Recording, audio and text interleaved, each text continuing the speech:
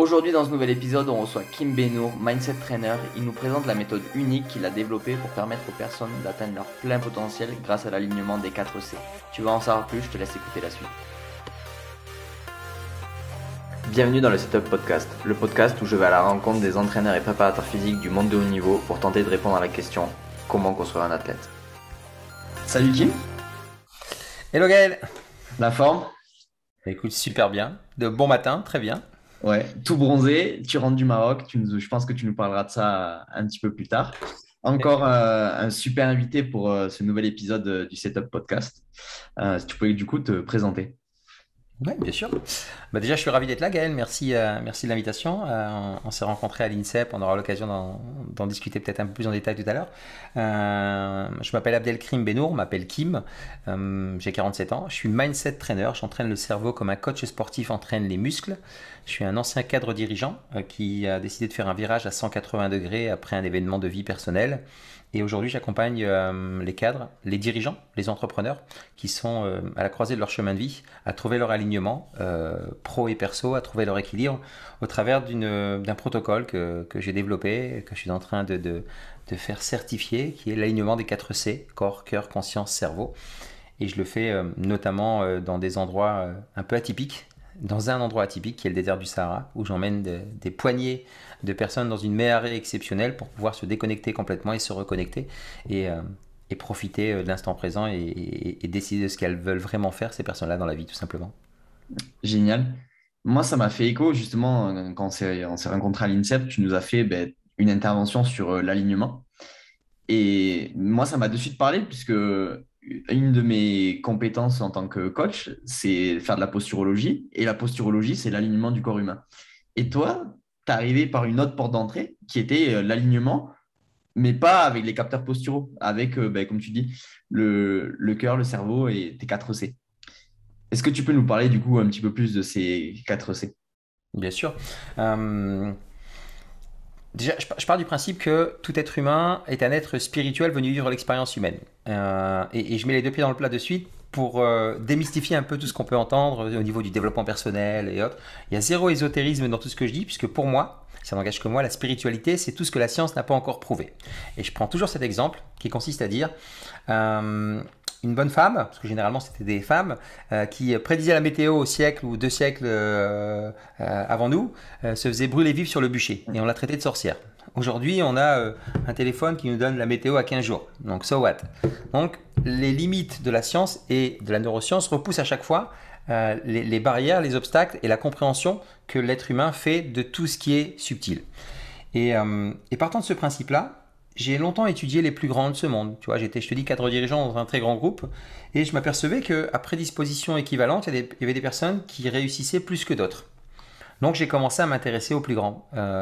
Jobs, Bill Gates, mais aussi Gandhi, Mandela, pour comprendre un peu comment ces personnes-là réussissaient. Puis après, les sportifs de haut niveau, puisque j'ai failli devenir footballeur professionnel. Et je m'apercevais qu'il y avait des personnes qui étaient véritablement des machines et d'autres qui avaient compris parfaitement le fonctionnement du corps humain et étaient beaucoup mieux placés que moi pour savoir comment ça fonctionne. Je me suis dit, mais il y a quand même quelque chose, puisqu'il y a la machine qui est le corps, le véhicule de l'âme.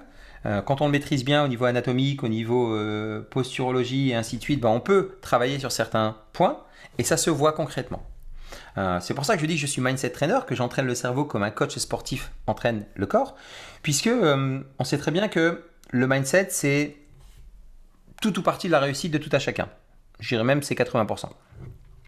Et à partir du moment où on comprend ça, on s'est dit ok, mais comment je fais? Parce qu'il n'y a pas véritablement d'exercices mentaux, d'exercices cérébraux concrets pour pouvoir changer un chemin neuronal. C'est ce qu'on pense, alors qu'il y en a. Et c'est là où j'ai compris que, je te parlais de la spiritualité, qu'en fait l'être humain était composé de 4 corps, on va dire. Le corps physique, le corps mental, le corps émotionnel et le corps spirituel, tu vois. Et plus on descend à l'épicentre de qui l'on est véritablement, plus on s'aligne, plus on comprend que notre corps est le véhicule de notre âme et qu'on commence à comprendre comment ça fonctionne, comment la posturologie va venir impacter la pompe lymphatique sur notre corps, et ça, il y a plein d'experts dont toi qui peuvent parler de tout ça, mais la physiologie a un impact énorme sur la chimie qui se passe dans notre cerveau, parce que nous ne sommes pas des êtres logiques, mais des êtres neurologiques et biologiques. Comprendre ça, c'est aussi un game changer. Donc, ok, on a notre corps physique, tu es le meilleur expert dans ce podcast pour en parler, pour influer positivement, bien sûr, sur la chimie de notre cerveau. On descend ensuite sur le corps émotionnel. On sait que le cœur, donc tu l'as compris, le corps c'est le premier C, corps, cœur, conscience, cerveau. Le deuxième C c'est donc le cœur. Des études ont été faites, notamment l'Institut HeartMath aux États-Unis, H-E-A-R-T, M-A-T-H-S. Ouais, on pose beaucoup sur la cohérence cardiaque. Complètement. Et la cohérence cardiaque a prouvé que... alors la cohérence cardiaque, pour ceux qui ne maîtrisent pas, c'est juste mettre la respiration au rythme de son cœur. On va résumer très grossièrement et très simplement. J'aime bien expliquer comme à des gamins de 6 ans. D'accord ? Et en 1 minute, on va juste inspirer pendant 5 secondes, expirer pendant 5 secondes et on va le faire 6 fois. Et vous allez voir que ça va juste rééquilibrer toute la chimie de son corps grâce justement à la respiration et la cohérence cardiaque. Et ça permet, l'étude qui a été faite a montré que la magnitude, parce que le cœur émet une magnitude, contrairement au cerveau qui émet des hertz, la magnitude du cœur est 5000 fois plus puissante que les ondes hertziennes du cerveau, les petites ondes électriques que l'on a. Ça a été déjà aussi une compréhension pour me dire, bah, tiens, on va peut-être essayer de comprendre un peu plus le cerveau.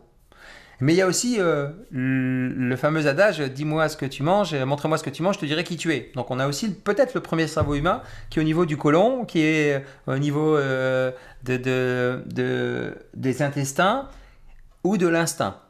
Donc on a ça aussi. Une fois qu'on a ça, on vient de comprendre que le cœur, qui est juste le centre des émotions, si on le maîtrise, c'est plutôt pas mal. On a le cerveau, et là c'est le mental. Et là, c'est la petite voix qui nous parle. Là où les petites voix, puisque dans la conférence, j'en ai parlé, on n'a pas une, on n'a pas deux, mais on a 3 voix dans notre tête qui nous parlent. C'est limite schizophrénique, on pourra en parler après. Ouais. Et enfin, on a la conscience, donc la partie spirituelle. Notre relation à quelque chose de plus grand que nous, que ce soit Dieu, que ce soit l'énergie, que ce soit l'univers, peu importe. Ça, c'est quelque part limite intime. Et les 4 C, c'est l'alignement du corps. Donc, quand on marche déjà, on synchronise les hémisphères droit et gauche. Et si je prends l'exemple du désert, mais je ne fais pas que ça dans le désert, quand on est dans le désert, on a un environnement assez exceptionnel qui va tout absorber puisque énergétiquement c'est top. On n'a pas de pollution visuelle, pas de pollution auditive, on n'a pas de réseau, on n'a pas d'échappatoire, on n'a pas d'email. Donc on est là, on marche. On mange bio, que des légumes et on ne boit que de l'eau. Donc on nettoie aussi le corps de l'intérieur. Donc on commence à aligner, d'accord ? Et je prends même l'exemple à chaque fois que je pousse, les gens au bout de 48 heures, ils puent la sincérité, comme j'aime à dire, dans le sens où on se lave à la lingette, on a fait nos besoins comme un sapiens dans le désert. Tu vois, toutes ces étiquettes, toute cette pression qu'on a dans le système actuel, tu le sais que le transit intestinal et le fait... Le comment allez-vous vient du Moyen-Âge, c'est comment allez-vous à la selle. Voilà ce qu'on disait à l'époque. Donc, et ceux qui sont parents et qui ont un bébé, la première chose qu'on regarde quand on ouvre la couche, c'est comment sont les selles. Mais on est dans un monde où, tu vois, il y a des pseudo-tabous qui oublient de revenir à l'essentiel de qui nous sommes en tant qu'être humain, tu vois, en tant qu'espèce vivante sur cette planète. Donc tu as ça, le fait de regarder au loin, ça synchronise les hémisphères droit et gauche, le fait de manger bio, c'est super agréable pour le corps, donc on a l'alignement du corps. Au niveau émotionnel, au niveau du cœur, il y a des discussions qui permettent de se libérer complètement, d'être totalement soi, je provoque ça volontairement en me mettant au même niveau que les personnes avec qui je parle. Quand on rencontre Kim Benour, au bout d'un quart d'heure, on a l'impression qu'on se connaît depuis 20 ans, puisque l'être humain est le même sur les bases fondatrices ou les bases fondations de l'être humain, et il faut arrêter de se la raconter, il faut juste parler avec le cœur. Mais ça, c'est un travail, un cheminement pour venir détruire l'ensemble des chemins neuronaux, des croyances qu'on a programmées dans notre cerveau. Une fois qu'on a ça, on comprend comment fonctionne le mental, et puis on vient juste inverser, donc dans le cerveau, la chimie cortisol, donc négative, ou tous les neurotransmetteurs positifs. On vient jouer avec ça pour être plus davantage du côté positif et absorber l'énergie négative plutôt que de l'éliminer. On ne peut pas l'éliminer, on vient juste absorber. Donc une fois qu'on a ça, ensuite, on comprend aussi que peut-être que spirituellement, on va arrêter la course et on va essayer de, grâce justement à la respiration, la cohérence cardiaque, le reiki, l'hypnose, tout ce que l'on veut comme outil mis à disposition, se recentrer sur soi et s'aligner avec sa conscience. Et c'est là où on aligne corps, cœur, conscience, cerveau. Je le fais, ce protocole-là, je le mets en place avec 4-5 jours parce qu'il faut un certain temps pour baisser le mental, puisque le mental est ultra présent. Et si je résume ça avec une approche que j'ai partagée lors de notre journée de rencontre, ou nos journées de rencontre à l'INSEP, c'est le CIS. Donc on a le conscient d'un côté, l'inconscient et le subconscient, et au milieu, tu as une autoroute de pensée. Comment on peut réduire le nombre de véhicules que sont le nombre de pensées qui traversent cette autoroute pour pouvoir accéder davantage au subconscient et à l'inconscient? C'est toute l'essence de l'alignement 4C pour réduire toute cette pression que l'on se met, cette charge mentale, et vivre dans l'ici et le maintenant, parce que tout est ici et maintenant. Mm. On en revient toujours à la même chose. Le corps humain et l'être humain est un être inconscient qui s'exprime. On pense qu'on est conscient, mais il s'exprime de manière inconsciente. Et du coup, on s'en rend pas compte, mais tout l'environnement, il s'exprime de la meilleure des manières pour l'environnement. Si on change l'environnement, ben, du coup, on change l'être humain, on peut lui permettre de s'épanouir et de progresser. C'est ce qui se C'est passe comme. la clé, hein. Mm. C'est vraiment la clé, Gaël. Concrètement, l'être humain est la seule espèce vivante sur cette planète à avoir une chose que toutes les autres espèces n'ont pas, le libre arbitre. Je ne parle pas de la pensée, je ne parle pas de la parole. Certains animaux parlent, tous les animaux, enfin Ah, on beaucoup d'animaux communique. parlent en tout cas, à leur manière. Ouais. Et la pensée, certains animaux l'ont aussi. Les chimpanzés, les singes ont une notion de pensée qui est différente de la nôtre, mais ils l'ont. Mais par contre, le libre arbitre, seul l'être humain l'a. Et partant de ce principe-là, quand on comprend que si on vient maîtriser notre pensée, on maîtrise notre vie, pour la bonne et simple raison que de 0 à 3 ans, un être humain, on lui apporte les deux as, de l'attention et de l'amour. De 3 à 9, 12 ans selon les études, c'est là où l'ensemble des croyances limitantes, comme les croyances dynamisantes, vont s'installer pour la bonne et simple raison que dans cette période-là, nos yeux sont des caméras et nos oreilles des micros. Tout va s'enregistrer dans notre inconscient et notre subconscient, et c'est là où, dans cette pyramide ou cet iceberg, on va devenir à 95%, on est à 95% inconscient, et la partie émergée de l'iceberg, ce que là, toi et moi voyons, c'est que 5% de qui nous sommes véritablement. Et comprenant ça, on va arrêter de se mettre une pression en disant mais je comprends pas pourquoi quand il y a quelqu'un qui subit une injustice ça m'énerve, je comprends pas pourquoi si je suis fumeur je me retrouve avec une cigarette alors que j'ai pas envie de fumer, je comprends pas pourquoi quand je cours au bout de 5 km j'arrête et je veux pas aller plus loin. En fait il y a tous des programmes inconscients dans nos prismes qui sont là et des espèces de petits programmes. On a des millions de petits tiroirs et il y a le tiroir 5 km, tu peux pas aller au-delà. C'est comme ça parce que tu as vu ton père, ta mère, ton prof de sport qui t'a dit, tu as vu à la télé, peu importe, on ne sait pas, quelque chose ou quelqu'un qui t'a dit mais au-delà de 5 km, l'être humain il meurt. Je dis n'importe quoi pour imager un peu la conception de l'inconscience et du conscient. Si c'est souvent les choses les relations à l'argent et les relations au regard de l'autre qui bloquent, qui inhibent l'être humain. L'être humain a développé une relation pornographique et incestueuse avec l'argent. Et en fait, on a entendu l'argent ne fait pas le bonheur, donc on a une relation un peu détachée avec l'argent, alors que l'argent n'est qu'une ressource et qu'un moyen qui nous permet de vivre des expériences de vie, puisque Ouais. la vie est une suite d'expériences. Et tout ça, ça vient s'engrammer dans notre inconscient et c'est ce qui fait qu'on a des réflexes ou des automatismes qu'on ne maîtrise même pas. Le fait de revenir à la base, c'est ce qu'on appelle la métacognition et s'observer et être en mesure de comprendre pourquoi on est en train d'enchaîner cette réaction, cette posture, ce mouvement, cette attitude, ça vient d'une pensée. Revenir à la base, la pensée racine, ce qu'on appelle la pensée racine, revenir à la pensée racine et comprendre cette pensée est positive ou négative par rapport à l'objectif qu'on s'est fixé, par rapport à ce que l'on veut être, par rapport à là où on veut aller, ça change tout, puisque à l'intérieur de nous, on a une espèce de film, et le projecteur, nous sommes le projecteur, et nos yeux viennent nous projeter devant nous le film de la vie que l'on se fait. Et c'est peut-être très schématisé, mais s'il y a des choses qui ne nous plaisent pas, on revient à l'intérieur de cette grande bobine qu'on voit dans les cinémas, là, on l'arrête, on fait pause, on lève, on coupe, on remplace, et puis on rappuie sur replay, et puis on continue de vivre. C'est parce qu'une pensée va entraîner une pensée, qui va entraîner une pensée, qui va entraîner une pensée, tu vois. Ouais. C'est drôle parce que ça me fait penser, tu sais, au cours de philo, avec la théorie de la caverne, tu sais, avec Ouais. cette image du projecteur. Tout à fait, avec Platon, exactement, où tant que tu sors pas du prisme, c'est la théorie de la caverne justement qui est assez intéressante, où ils voient des ombres passer et ils se disent, oula, ce sont des monstres à l'extérieur, jusqu'à ce qu'il y en a un qui sorte et qui voit que c'est pas du tout ce qui se passe, et il vient dire aux autres, et les autres lui disent, non, non, surtout pas. Ben, c'est exactement ça. Tu as une autre analogie, une autre parabole, j'aime dire que l'être humain comprend qui il est le jour où il a cette cognition, cette prise de conscience, comme le poisson, que c'est dans l'eau qu'il vit. Le poisson, il n'a pas conscience qu'il vit dans l'eau. Non. Sauf le jour où on le sort de l'eau. Donc il sort du cadre. Donc c'est des images simplistes. C'est simple, mais simple ne veut pas dire. C'est simple et simple ne veut pas dire facile, puisque une fois que tu le comprends, ben tu changes complètement de prise. Mais il y a une image qui est assez intéressante pour les plus jeunes. Elle m'a été partagée il n'y a pas très longtemps. Et c'est Pirates des Caraïbes, le 3.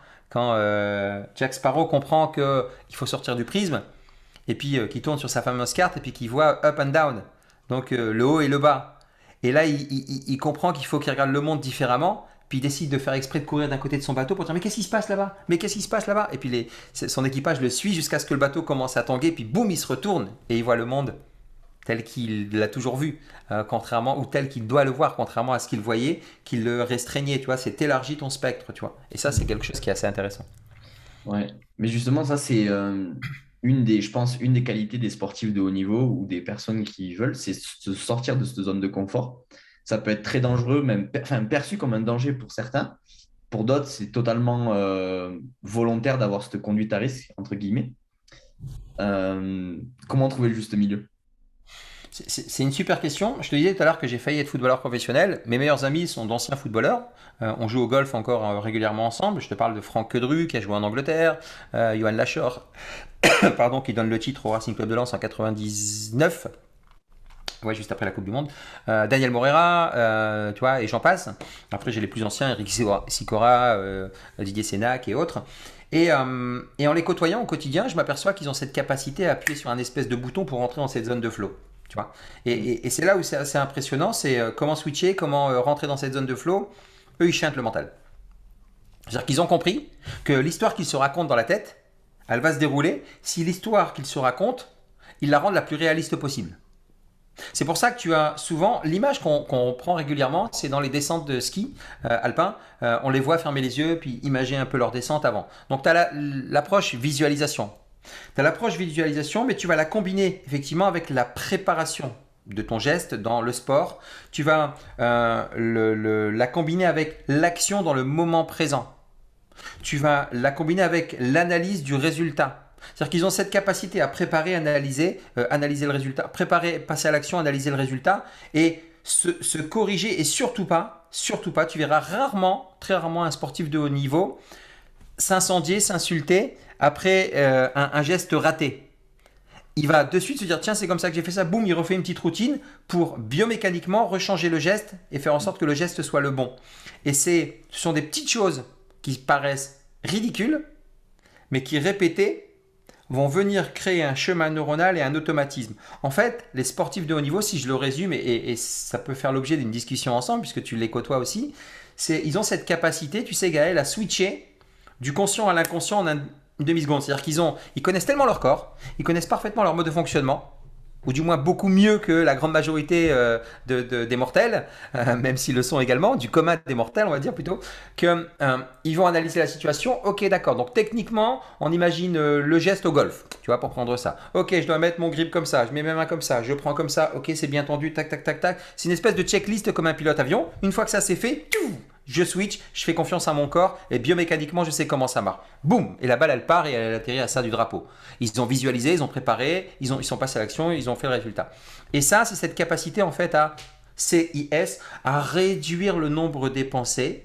Et quand tu es dans ce flow, c'est que tu as cette capacité à ne pas laisser d'intermédiaire ou de parasite, la pensée notamment, négative qui plus est, venir chanter ce que ton inconscient et ton subconscient savent déjà parfaitement puisque tu les as tellement travaillés dans tes prismes et dans tes schémas inconscients que c'est fluide. Tu vois, c'est un peu l'image que j'aimerais donner au niveau des sportifs.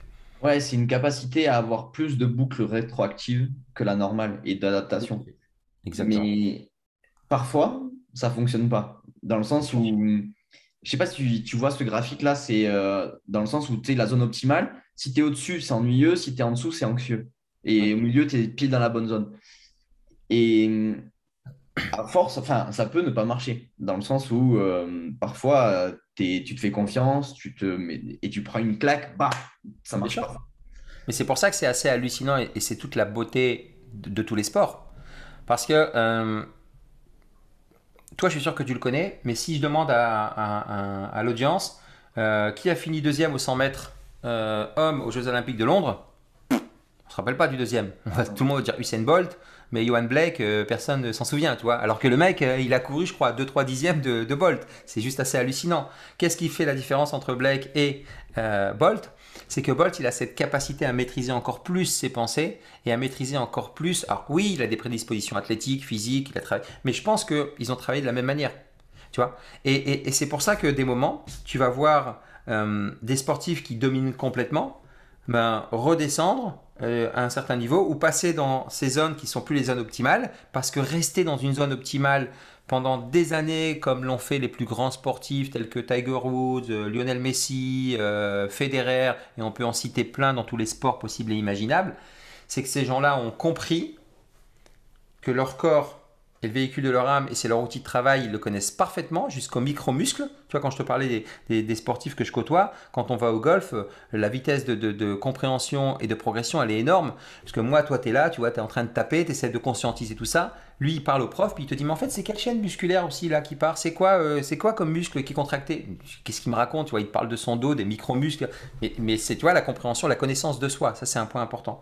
Et une fois que tu as ça, ben, tu as cette capacité à mieux comprendre ton corps, ensuite tu comprends ton mental, ensuite tu comprends tes émotions, et ensuite tu laisses, tu te délègues. Donc c'est là où tu peux basculer de l'autre côté de la zone de flow, positif ou négatif, puisque si tu n'as pas le fameux alignement des 4 C, corps, cœur, conscience, cerveau, tu sors de cette zone de flow. Et plus tu as cette capacité à rester avec des ancrages, avec des habitudes, avec tous les outils possibles et imaginables, plus tu vas rester longtemps dans cette zone de flow. C'est pour ça que l'image d'un Ronaldo, au-delà du marketing qui retire le coca, c'est pas du bluff. Le mec, il boit pas de coca, quoi. Le mec, il boit pas de coca. Et pas un petit écart quoi. Non, je bois pas de coca. M'emmerdez pas avec ça, les gars. C'est comme ça. Ça fait partie de ma routine, de la personne que je suis. Tu le vois sur ses résultats. Hmm. Tout à l'heure, tu sais, tu parlais de la zone charnière chez l'enfant, de son environnement, ça lui laissait une empreinte et ça le conditionnait pour sa vie future, en plutôt négatif. Est-ce que ces athlètes-là, au contraire, ils ont eu un environnement propice à s'épanouir et à sortir de ces zones-là et à casser les limites? Pas plus. Pas plus parce que tu vois, tu as beaucoup d'histoires de sportifs de haut niveau qui ont vécu dans la misère et qui ont switché. Donc, la seule différence avec l'expérience que j'ai aujourd'hui, c'est que je te reprends encore ces 4 cercles, hein. Corps, cœur, conscience, corps, cœur, conscience et cerveau. C'est que ces personnes-là ont compris plus vite que la moyenne le fonctionnement de la conscience et du cerveau. C'est-à-dire que sur l'aspect conscience, ils ont toujours été élevés dans un environnement qui consistait à mettre davantage d'amour d'attention sur l'argent parce que l'argent manquait. Tu vois, si je prends les pauvres, ceux qui viennent d'Amérique latine ou d'Afrique, généralement, c'est souvent ça, et qui ont émergé, qui sont devenus de grandes stars. Je pense à Neymar, je pense à Messi, je pense à Samuel Eto'o et ainsi de suite. C'est ces personnes qui ont compris plus vite que le cerveau, voilà comment il fonctionnait, et sur la partie émotion, voilà ce qu'il fallait y mettre. Et certainement que dans leur environnement entre 3, 9 et 12 ans, ils ont davantage entendu, vu des personnes, des parents, un environnement faire preuve de gratitude et se contenter de ce qu'ils avaient. De ne pas tout remettre en question, parce que il n'y avait pas cette pollution d'une information à foison qui venait les polluer, justement. Ils étaient davantage dans l'instant présent pour savoir, avec des parents qui se demandaient ce qu'ils allaient manger le soir ou le lendemain, tu vois. Donc ils étaient dans l'instant présent, ils n'étaient pas en train de se projeter. Donc je pense que ces prédispositions-là, qui de prime abord semblent être plutôt négatives, sont de super atouts, tu vois. Ouais. Tu as une espèce de schéma là qui, je crois que c'est enfin, la traversée du désert je crois t'appeler ça comme ça, de se dire, OK, c'est dans les moments les plus durs qu'émergent les plus belles choses. Et c'est cette zone-là où ça peut basculer. Soit tu es dans le dur et tu retournes là où tu étais, où il n'y a rien qui bouge, ou soit tu as un ascenseur phénoménal qui t'emmène là où tu as envie d'aller. C'est ce qu'on appelle nos épiphanies en fait. Si on reprend des termes sacrés, parce que ce sont des termes sacrés, l'épiphanie vient du christianisme, mais on va mettre ça de côté sur l'aspect théologique, physiologique, philosophique, pardon. Euh, une épiphanie, c'est quand tu as un point de douleur important dans ta vie. Tu vois. Et ce point de douleur important dans ta vie, alors on n'est pas obligé de passer par là, parce que tout le monde dit il faut vraiment prendre une grosse gifle, avoir les deux genoux à terre pour pouvoir s'en remettre. Pas forcément. Moi, il m'a fallu attendre 22 ans. Quand j'ai perdu mon frère, j'ai pris une gifle. Mais quand j'ai perdu mes parents, j'ai pris une deuxième gifle, tu vois, et j'en avais 45.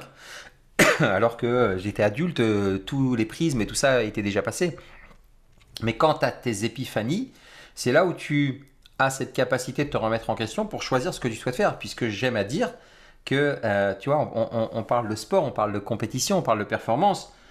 Tous les êtres humains, tous sans exception aucune, sont des athlètes d'un niveau exceptionnel. Puisqu'on a gagné la plus belle des courses, celle de la naissance. On a gagné notre vie à la naissance. On est contre des millions de spermatozoïdes, on arrive premier. Faut juste remettre ça en perspective, tu vois. Mais en disant ça, ouais, super, c'est bidon ce que tu dis. Non, non, non, non, non, non, non, non. Avant même prénatal, t'es déjà un champion. T'arrives sur cette terre en étant un champion. T'as déjà gagné ta vie, tu vois. En ayant gagné ta vie, si tu remets tout ça en perspective, tu te dis juste que en fait, le reste, c'est des croyances que tu te mets, c'est des blocages. Alors bien sûr il va y avoir des limites physiques, je deviendrai jamais champion du 100 mètres à mon âge. C'est impossible, tu vois.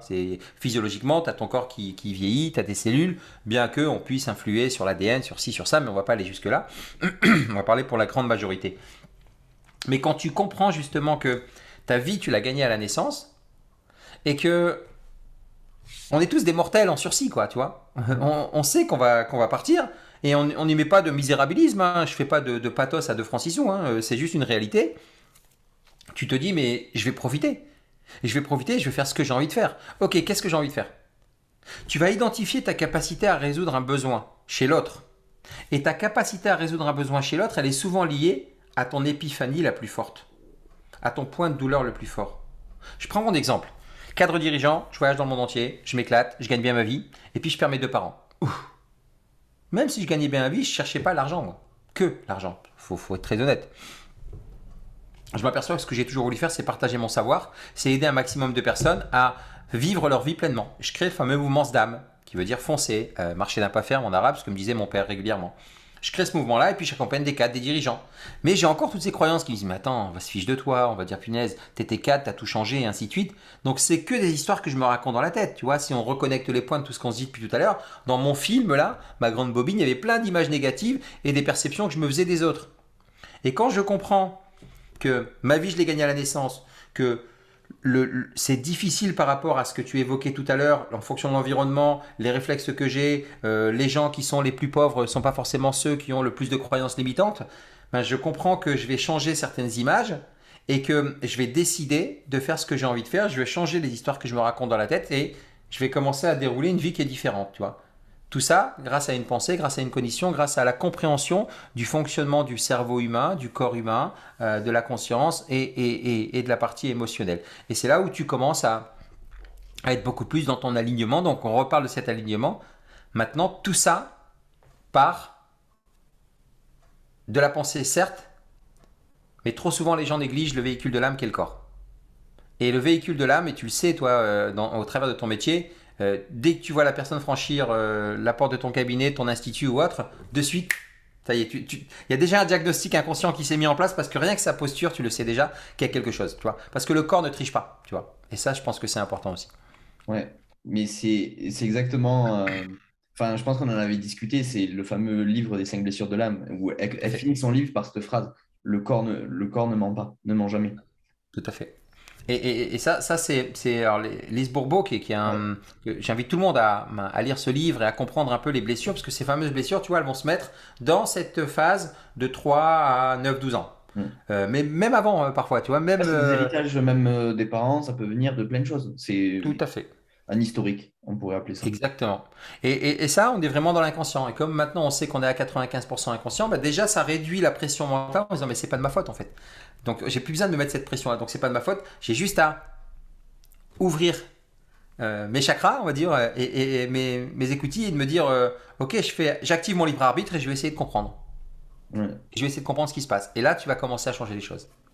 Ouais, c'est ça. Si on prend des exemples pour parler vraiment aux gens qui nous écoutent, ça va être le- un sportif qui va jamais gagner, pas parce c'est pas le meilleur, mais parce que en fait, il fuit les gens, il veut pas, il est en stratégie de fuite, et donc le fait d'avoir les interviews, d'aller sur le podium, de se retrouver face à tout le monde, ça lui fait peur. Donc il ira jamais gagner. Mais c'est inconscient, il va te dire non, je comprends pas, j'arrive pas, je fais tous les efforts.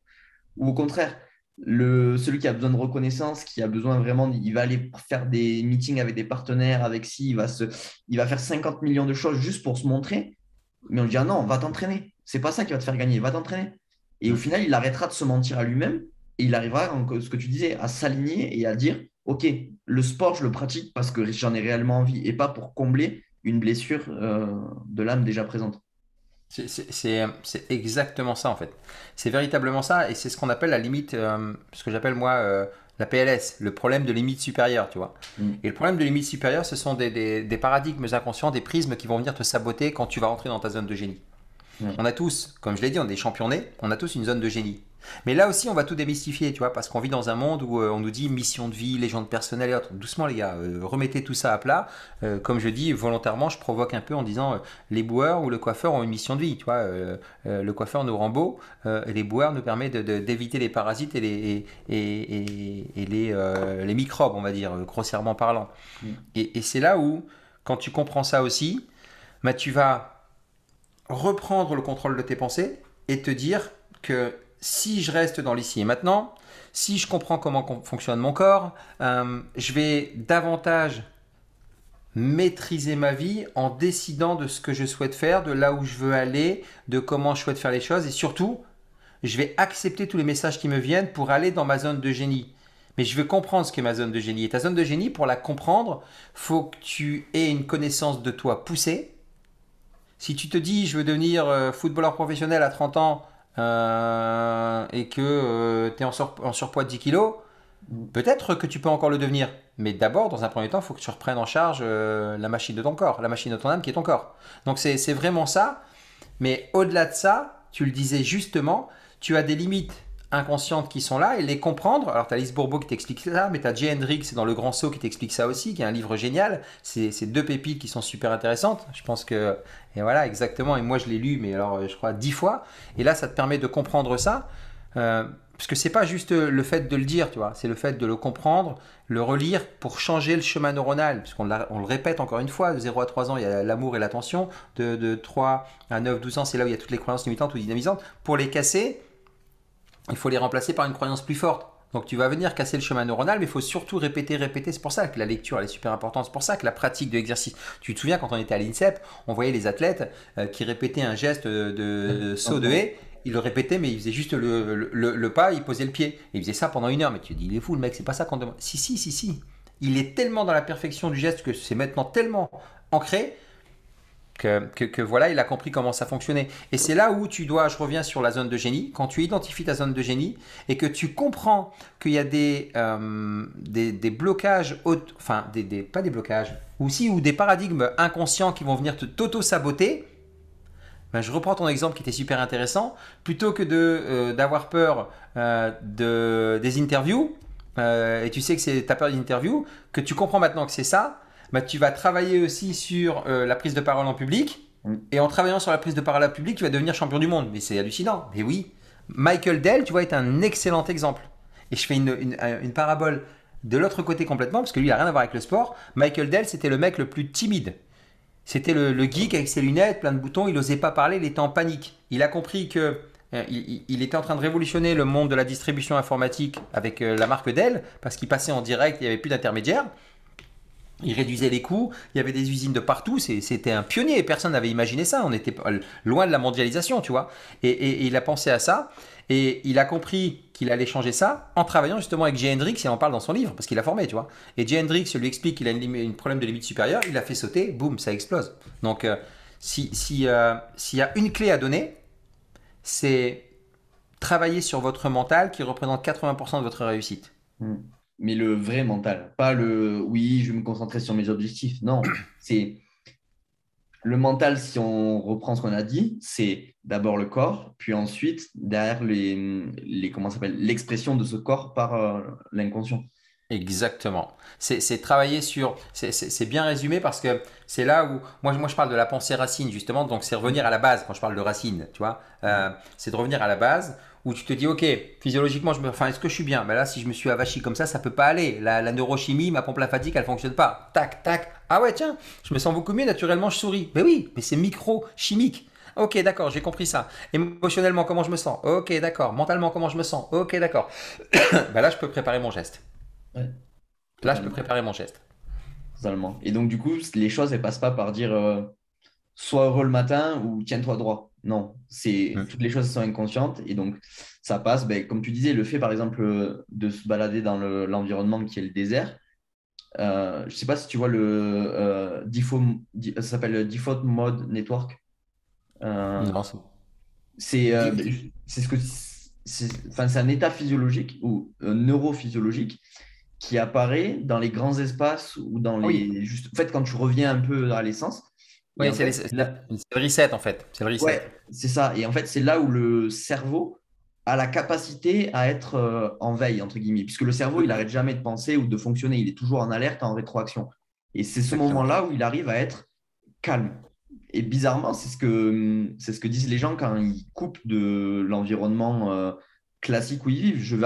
Enfin, je vais à la montagne, je vais dans le désert, je vais dans la nature. Ouais, je me sens bien. Je suis reposé. Je dors mieux.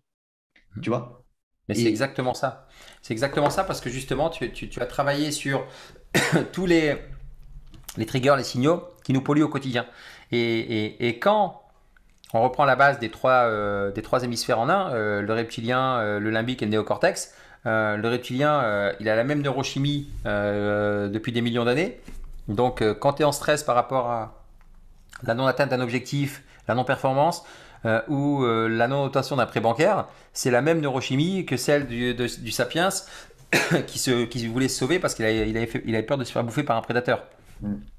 Et en comprenant ça, bah, tu vas commencer à inverser cette chimie au travers de gestes particuliers et surtout, tu vas comprendre aussi qu'une fois que tu l'as calmé, ton reptilien, parce que ton reptilien, j'aime à dire que c'est comme un crocodile. Un crocodile, quand il est affamé, il veut tout manger. Si tu le rassasies en disant, mais il y a pas, t'es dans le désert, il n'y a pas de danger de mort, tout va bien. Ouais, montre-moi. Bah, après la première nuit, ah ouais, je suis encore vivant. Je me suis pas lavé et je suis encore vivant, personne me juge. Waouh, j'ai bu que de l'eau et j'ai mangé que des légumes, chose que je fais jamais. Et puis j'ai fait mon petit popo dans le désert, comme jamais c'était cuivré, alors que d'habitude c'est noir, c'est pas évident. Désolé de parler de ça, mais c'est une réalité. Waouh, le reptilien il est calme, et ben là effectivement il descend à l'essence et à l'épicentre de qui il est, et il est dans cette zone de reset complète, puisque il a évacué l'ensemble des pressions mentales qui sont souvent là. Mais ça, t'as pas besoin d'aller dans le désert pour le faire. Et c'est là où la grande différence se fait avec les grands champions qui ont cette capacité à trouver leur désert mental, parce que c'est dans le désert mental que tu peux, boum, véritablement exploser et performer, tu vois. c'est ça. On pourrait parler de tous ces facteurs limitants. En fait, ce qui est drôle à dire, c'est que cette libération hormonale, ces neurotransmetteurs, ben en fait, c'est eux les facteurs limitants de l'expression du corps humain, des émotions, du comportement, de la socialisation et au final ben, de la vie entière, enfin de la vie telle qu'on la connaît aujourd'hui, du monde moderne. Tout à fait. Et là quand tu sais que justement, comme j'aime à dire, l'humain c'est une pièce à double face. Mm. D'un côté, tu as le côté négatif, de l'autre côté, le côté positif. C'est ok, on a les deux côtés. Mais quand tu comprends que tu peux te mettre sur la tranche pour observer comment tu te comportes et que tu peux influer sur le côté positif ou réduire le côté négatif, ok. Comment, Kim, concrètement? Je me sens pas bien. Ok, je prends un exemple, je me sens pas bien. Bah, tu te sens pas bien, pourquoi? Je me mets en métacognition, qu'est-ce qui se passe? Bah, je m'aperçois que j'ai une petite toux, un petit chat dans la gorge, mais c'est normal parce qu'au Maroc, il y avait la clim, et puis la clim, elle était mise dans la chambre parce qu'il faisait 40 degrés, et puis j'ai chopé froid, et puis depuis, je pense à ça, je pense à ça. Ok, c'est ça? Ok, c'est que ça, donc il n'y a rien, il n'y a pas de danger. Donc je me suis mis en métacognition, j'ai compris que c'était ça. Donc je me dis, pas de problème, je vais prendre mon petit miel, je vais m'occuper de moi, mais il n'y a pas de danger, je repasse de l'autre côté. Donc je viens d'inverser la neurochimie dans mon cerveau, aussi simplement que ça, en me mettant en métacognition. Si c'est quelque chose qui est beaucoup plus subtil que ça, je le fais par. On a trois exercices, enfin, trois moyens possibles de le faire. Facile, très facile et compréhensible de tous. Le premier, c'est la physiologie, donc par la posture. Donc tu peux inverser directement ta chimie, ta microchimie dans ton corps. Si tu es avachi, ben, tu as un peu plus de cortisol que si tu te mets comme ça et tu as un peu plus d'adrénaline, de dopamine, de sérotonine et ainsi de suite. Donc ces neurotransmetteurs qui viennent inverser la manière dont tu te comportes, boum, automatiquement, rien que je fais ça, je souris, c'est biomécanique, tu vois, c'est assez hallucinant. Et une fois que tu fais ça, et si tu n'as pas le réflexe de faire ça, tu as le pouvoir des mots. Les mots ont une vibration qui vont changer. Donc tu as soit la physiologie, soit les mots. Et ensuite le focus, puisque ton énergie va là où va ton attention. Donc si tu mets ton attention sur ta gorge, ta gorge, ta gorge, ta gorge, ta gorge, ta gorge, bah, tu vas pas être bien. Si par contre tu mets ton attention sur autre chose de beaucoup plus positif, bah, tu vas générer des neurotransmetteurs positifs et tu vas inverser la biochimie qui se passe dans ton corps. Tu vois. Mm. Ouais, c'est ça. Si tu avais trois conseils à donner à un athlète qui nous écoute, lesquels ce serait? Le premier conseil que je donnerais à un athlète, c'est que il fait partie des privilégiés parmi les privilégiés. C'est-à-dire qu'il a cette capacité à maîtriser le véhicule de son âme qui est son corps sur l'aspect biomécanique. Et ça, c'est pas donné à tout le monde. Véritablement. Donc c'est un véritable atout. Il part déjà avec une longueur d'avance. Prendre conscience de ça et de continuer à pousser la connaissance de son corps. C'est-à-dire que même s'il pense connaître parfaitement son corps, le premier conseil c'est vas-y. Va chercher le micro-muscle derrière le micro-muscle du petit doigt. Tu vois, je pousse grossièrement pour que tu puisses comprendre encore mieux ton corps parce que plus tu vas le comprendre, mieux ça va être. Ça c'est le premier point. Le deuxième point, raconte-toi de manière précise, au présent et avec en exacerbant tous tes sens, l'histoire que tu veux voir se dérouler devant toi dans les prochains jours, les prochaines années. Visualisation, projection, vision, de manière très précise. Kylian Mbappé, je vais tout casser, je vais tout gagner. Il est gamin, voilà ce que je vais faire, voilà ce que je vais faire. Ah non, non, moi je serai truc. Il a Ronaldo, il s'endort avec Ronaldo. Je te donne une histoire réelle, beaucoup plus à dimension compréhensible de tous, puisque c'est un ami, il s'appelle Johan Lachor, champion de France avec le Racing Club de Lens au niveau foot en 99.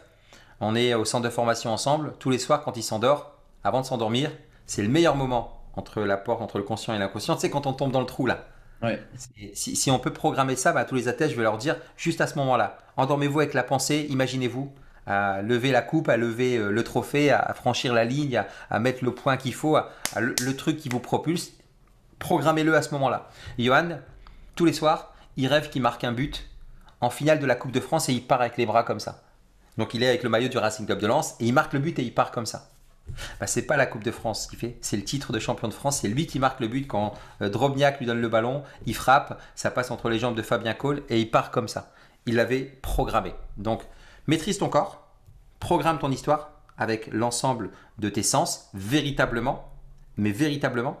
Et surtout, fais tout ça en lâchant prise, en faisant confiance justement à ton outil de travail qui est ton corps, et en cette puissance invisible, divine, subtile, tu fais comme tu l'appelles, comme tu veux, qui a toujours été là pour toi. C'est ça que j'appelle la définition de la foi. Depuis, quel que soit l'âge que tu as actuellement, même toi Gaël, tu as eu des bons comme des moins bons moments, il y a toujours eu quelqu'un ou quelque chose qui a toujours été là. Comment tu peux douter de tout ce qui va t'arriver? C'est ça la définition de la foi. Donc si, c'est pas si, c'est quand tu vas prendre conscience de ton corps de manière encore plus poussée que les autres, quand tu vas visualiser avec l'ensemble de tes sens, tu as fait le taf, laisse faire, délègue à ton inconscient et tu vas voir ce qui va se passer, ça va être hallucinant. C'est les trois conseils que je donnerais à un athlète. Ouais. Et pour tous ceux qui vont nous dire, oui, non, mais en vrai, les gens, ils vont se moquer de moi, ils vont ci, ils vont là. Tu seras jamais un athlète de haut niveau. Va demander à. Regarde Ronaldo quand il monte les marches, il est dans le moment présent. Regarde sa posture. Demande à Ronaldo s'il fait pas ses visualisations, s'il n'est pas dans la gratitude, s'il n'est pas dans la reconnaissance, s'il n'est pas dans l'amour inconditionnel.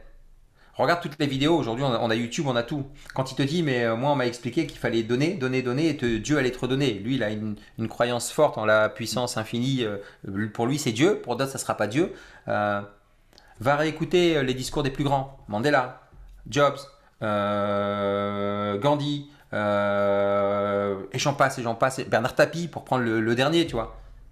Juste pour prendre les notes, tu vois, je prends des exemples vraiment dans tous les sens. Tu verras que Bernard Tapie, quand il a compris que les seules croyances, les seules choses qui limitaient, c'était les histoires qui se racontaient dans la tête, il a switché. Mm. Moque-toi ou te moque pas. Les deux choses les plus insidieuses, Gaël, qui réfrènent et qui inhibent l'être humain, c'est la relation avec l'argent, pornographique, incestueuse, et le regard des autres. Mais quand tu sais que l'être humain, il a qu'une seule étiquette sur son front qui dit parlez-moi de moi, ok, Gaël, il va se fiche de moi, ça va durer quoi 2 minutes. Mais après, Gaël, il va pas parler de Kim, il va pas se moquer de Kim pendant 2 heures. Donc je m'en fiche, pardon. Vas-y, moque-toi.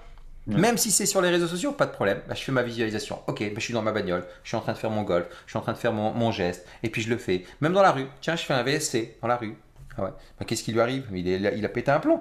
Bah, t'as combien de mecs qui font oh, qui s'étirent? Ok, tu t'en fiches. À partir du moment où tu le fais avec une intention pure, l'être humain va pas te regarder. Et dans la rue, il se passe des choses hallucinantes, il y a personne qui vient aider personne et autres. C'est pas parce que tu fais un câlin à un arbre que tout le monde va se fiche de toi. Et s'il se fiche de toi, Mm. construis tes projets en silence, le succès va charger du bruit. Quand tu monteras sur ton podium et que tu auras réussi pour toi, c'est pas pour prouver aux gens, c'est que tu l'auras réussi parce que tu avais une vision très très précise. Et seules les personnes qui ont ça réussiront à atteindre leur objectif parce qu'ils se fichent complètement et éperdument de ce que pensent les autres parce que la vie tu l'as gagnée à la naissance et entre ta date de naissance et ta date de mort c'est l'instant présent. On se rappellera non pas du nombre de bagnoles, de voitures que tu avais, mais on se dira waouh quel champion c'était, il nous a fait vibrer. Tapi, il était couillu, quoi, et ce qu'il a fait. Jobs, incroyable avec Apple. On se rappelle plus que c'était un tyran qui n'était pas forcément le meilleur des managers. Et autres. On s'en fiche de ça. C'est pas ça le plus important, tu vois. Ouais. Non, mais du coup, C'est contre-intuitif. ouais. C'est Et contre-intuitif. on en revient à ce que tu dis. Si tu aligné, si tu fais les choses réellement pour toi, tu n'auras pas de regrets et tu arriveras à ton succès. Enfin, le succès, c'est juste atteindre ses objectifs qu'on s'est fixés. Donc, au final, et ce qui différencie ça, ben, c'est le passage à l'action. Et pour passer à l'action, il faut être aligné. Donc, on en revient à la même chose. Tout à Occupe-toi de ton fait. corps. Mais, tout à fait. Occupe-toi de ton corps en priorité, c'est un point qui est, qui est primordial. Tu vois, j'ai jamais vu une entreprise, un projet, un concept croître ou décroître sans que ce ne soit pas à 100% de la responsabilité de son dirigeant, de son initiateur. Tu vois. Et quand la personne prend la responsabilité, bah, ça passe justement par ça. Ça passe par, dans le test EFACE que tu as eu le plaisir de faire, que j'ai partagé avec vous, hein, c'est les 7 domaines de vie, E2F, A2SE, l'énergie, la famille, les finances, l'amour, la spiritualité, le social et l'environnement. Très souvent, il va y avoir une distorsion sur le corps, donc l'énergie, et sur les finances. C'est souvent ça. Tu étais là hein, quand j'ai posé la question à main levée, c'était 80% de la salle. Donc, je n'invente rien. C'est juste tout l'ensemble des croyances qu'on nous a bombardées depuis qu'on est tout gamin par le système, par les médias, par notre environnement, tu vois. Et c'est ce qui fait qu'en comprenant ça, mets-toi en marche, tu t'en fiches. Même si on vient à se moquer de toi, et même si tu viens à manquer d'argent, tant que tu respires, tu es en vie, quoi, tu vois. Ouais, génial. Bah écoute, merci beaucoup. Où est-ce que les gens peuvent te retrouver s'ils veulent bah, du coup s'intéresser au mouvement d'âme? Bah sur les réseaux, j'ai mon site déjà, www.kimbenour.com, Kimbe2NOUR en un seul mot. .com. Sur Insta, Kim Benour en un seul mot, et sur Facebook, Kim Benour également. C'est les trois endroits où je suis assez réactif. Et puis en ce moment, j'offre justement le test EFACE là, que je vous ai offert. Ça permet ce test-là, je l'ai créé pour comprendre un petit peu par où commencer, parce que souvent on se dit bah tiens, je vais me remettre au sport, mais tiens, je vais d'abord revoir mes finances, mais je vais aussi m'occuper de mon couple, et puis en même temps, je vais m'occuper de ma famille, et puis et donc tu pars dans tous les sens. C'était très compliqué parce que tu mettais pas un focus, tu vois, la posture, les mots, le focus. Donc le test EFACE permet de savoir, d'avoir une vue à 360 de où comment on se situe dans l'ensemble de nos domaines de vie, et d'aller choisir le domaine de vie qui est un peu en retrait par rapport aux autres et de rester focus, tu vois. Et ça aide bien pour enfin savoir par où commencer, tu vois. Hmm, complètement. Bah écoute, encore un grand merci bah, pour cet échange. Euh, Plaisir. je mettrai du coup les liens dans la description pour que Yeah. les gens puissent, comme tu dis, aller mieux, se réaligner. Et du coup, bah, ceux qui nous écoutent, n'hésitez pas à continuer à mettre des petites 5 étoiles sur les différentes plateformes. Ça fait toujours plaisir et bah, du coup, ça montre qu'il y a des gens, que c'est utile pour des personnes. Merci à toi Gaël, c'était super intéressant en tout cas cet échange. Ciao, merci. Ciao, ciao, à bientôt.